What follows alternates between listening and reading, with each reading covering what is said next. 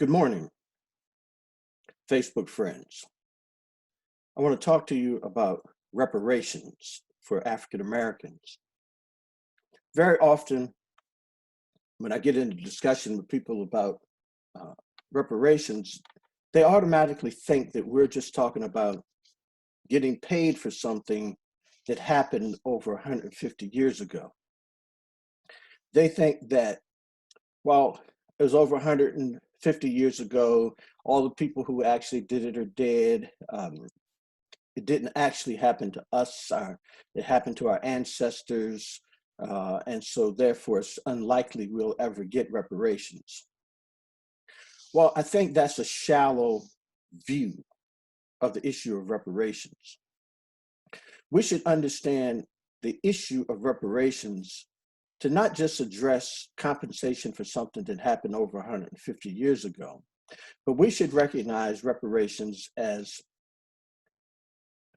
something that happened over 150 years ago. Slavery was a system of economic exploitation of Black people.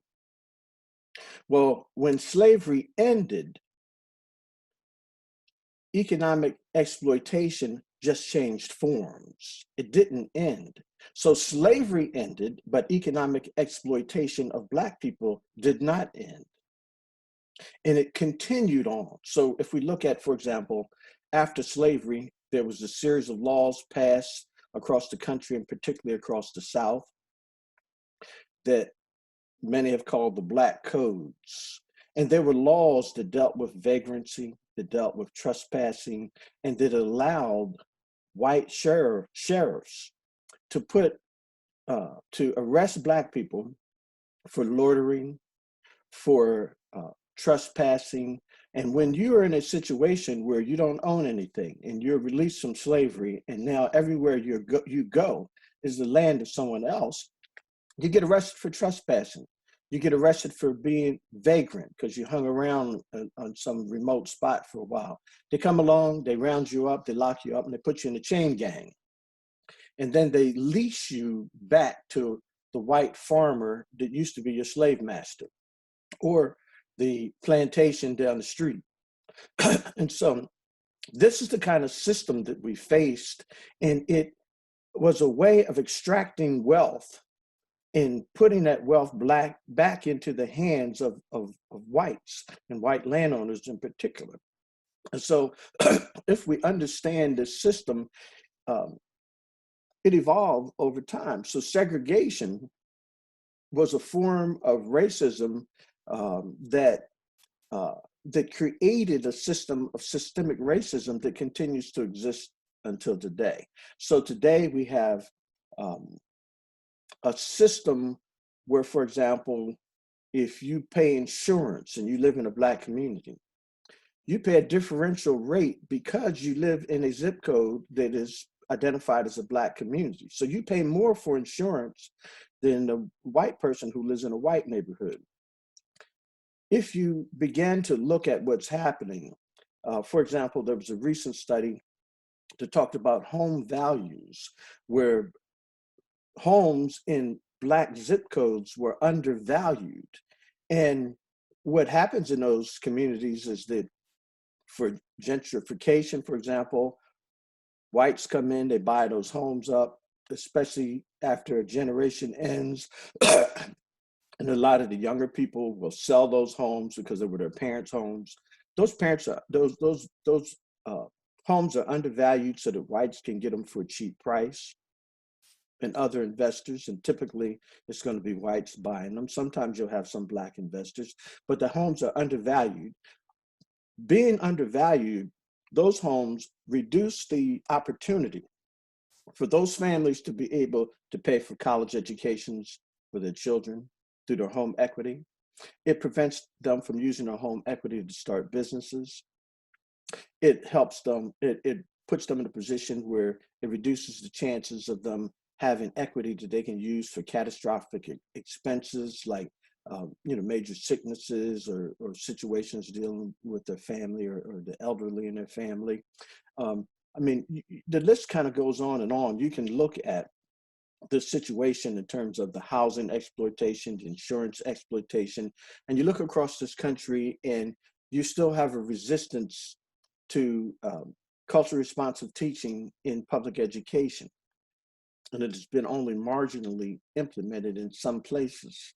And for the most part, it's been resisted. As a matter of fact, even the former president, Donald Trump, has resisted and actually spoken against using the 619 curriculum, which would talk about slavery and what happened to Black people. They don't want to use that in the public education system. They actually prohibited it. If you look at that situation, this lack of cultural responsiveness actually creates an education gap where the typical Black student is 20 points behind in terms of educational achievement tests. So you have Black children go all the way through school and they can't read. They go through school and their SAT scores are so low they can't get into a decent college.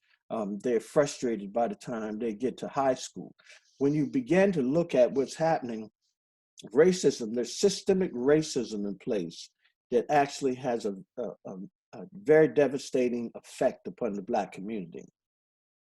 Finally, I want to talk about something else called the Ferguson study. Now, the Ferguson study was done under the Obama administration.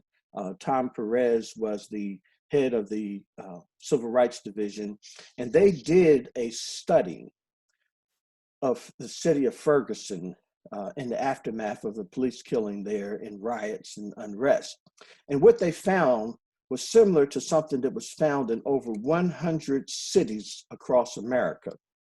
And that is that the police, the local courts, and the city government were engaged in targeting, racially profiling the Black community for the purpose of extracting fines and fees.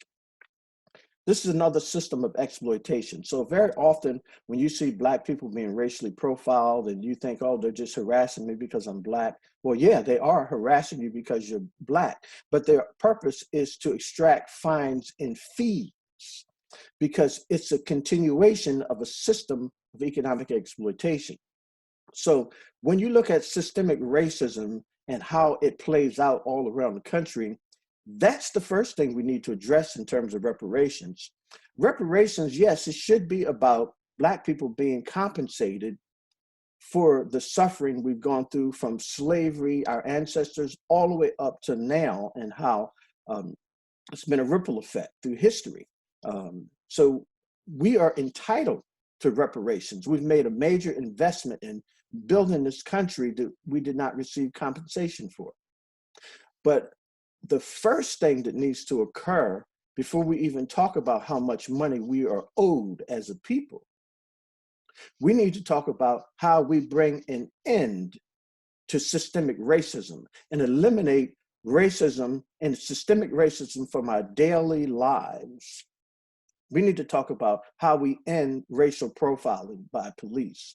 We need to talk about how we end the insurance differentials. We need to talk about how we end redlining by banks. We need to talk about how we bring to an end this system of economic exploitation.